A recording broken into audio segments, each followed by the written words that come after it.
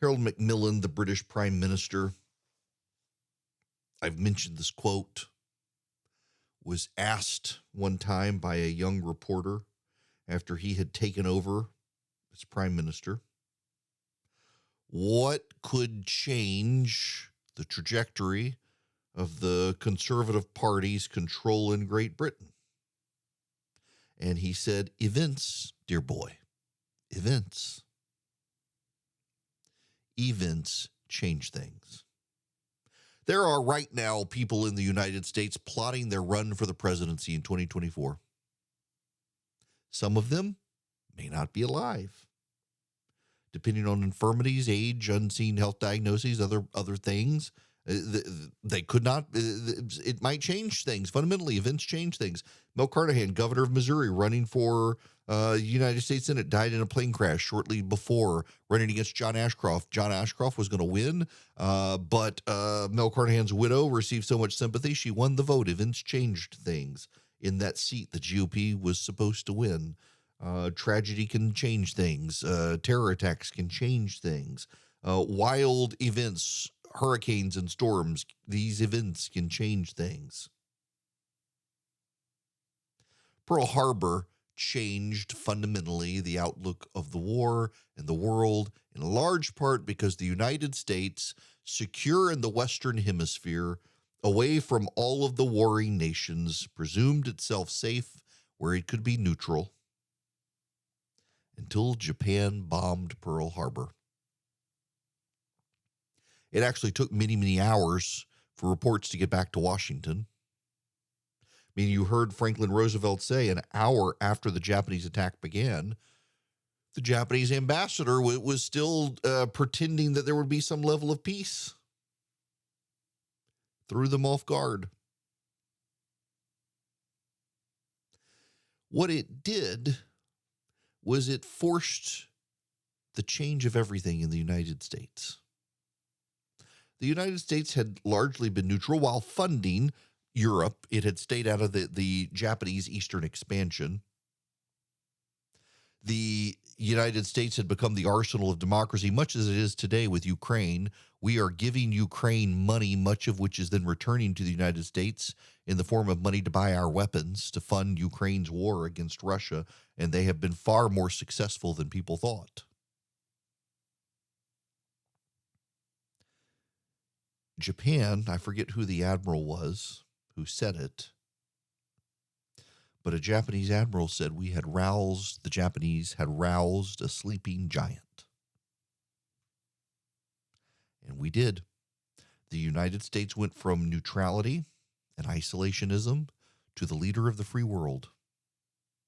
We revved up the arsenal of democracy and we turned it on ourselves to build ourselves massive ships and planes to atom bombs.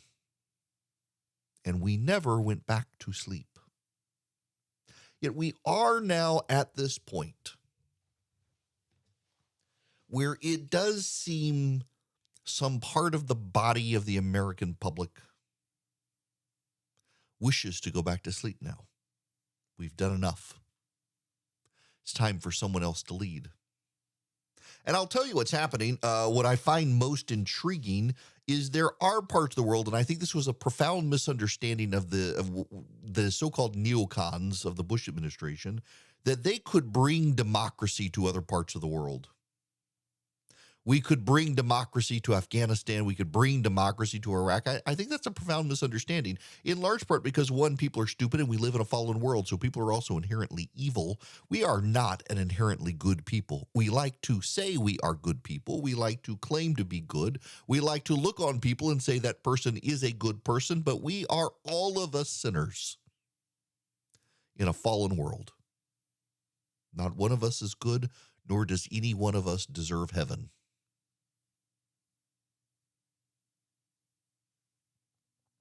And we live in a world where the default, historically, has been dictatorship and despair.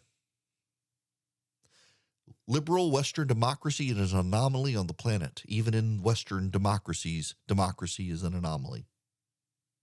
There's a story today in the New York Times that in Germany, Dozens of people have been rounded up and arrested by the police for plotting a violent coup against the German government. They are convinced a deep state is in control of the German government. They have been influenced by the QAnon conspiracy theories. They were stockpiling arms, doing training, and hoping to launch an all-out assault on the Reichstag. Events change things. It is no coincidence there were Russians involved in the German coup plot. Events change things. Right now, China and Russia are building an axis of evil, and the Chinese President Xi has been given a hero's welcome in Saudi Arabia, where he is going to negotiate on oil. You can see it happening right now. A Western alliance pitted against an Eastern alliance of Russia and China, fueled by Saudi Arabia, that denies us our oil. And in this country and in Western Europe, you have an elitist global bunch led by environmentalists who would deny us nuclear power and deny us access to fossil fuels and deny us our own energy independence. This is becoming the critical crisis point and national security issue of the 21st century. Will the Western alliance, the historic powers of Western Europe and the United States and Canada, stand on their own, independent from the East, or will we become dependent on the East for our energy needs? The East expects that we will fail to meet our own needs and be dependent on them, at which point they control us. There is a middle tier of nation state on this planet, not the big, elite, rich Western powers, not China, not Russia, but these middle tier countries around the world, many of them controlled by dictatorships, and we have for some time wooed those nations to our side, and now we've given up doing so, and China is all about the wooing, and it is far easier for a dictatorial autocrat to woo other dictatorial autocrats than for the land of the free and the home of the brave to do so. The the world before our eyes is realigning around our nation. The world before our eyes is realigning in ways that are deeply harmful to our interests, in large part because so much of this country has decided we can leave the world alone now. We've done enough. The problem for the United States is that in a race, if you slow down, someone passes you. You can decide we are not in a race. But that means you sit down and stop running. We're in a race to innovate. We're in a race for freedom. We're in a race against dictatorial, autocratic powers that wish to get ahead of us in the race for resources, for world influence, for so much more. And events change things. 81 years ago today, the Empire of Japan, led by Emperor Hirohito, who at that point was really under the control of Hideki Tojo, the general, bombed our island. Profoundly changed the world 81 years ago. If you've never been to Pearl Harbor, oh, you should go. You can feel what happened. You can feel it. It has an emotional, resonant impact, seeing the bubbles of oil still coming up from the ships. It changed things. We now here, 81 years removed, have to decide whether we are prepared to go back to sleep or we are prepared to lead, because the rest of the world is trying to maneuver around us.